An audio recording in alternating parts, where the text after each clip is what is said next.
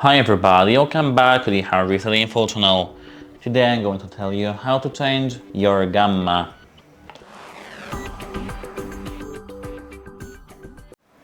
So at first we need to go to the right to the control panel and scroll down to the settings. Now go to all settings and here scroll to the picture. Now scroll down to the expert settings and scroll down till you see the option called gamma.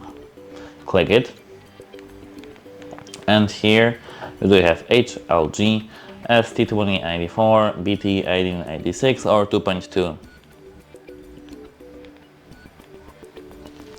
We can easily switch between these options. And that's it. Hope it helps you and have a nice day. Goodbye!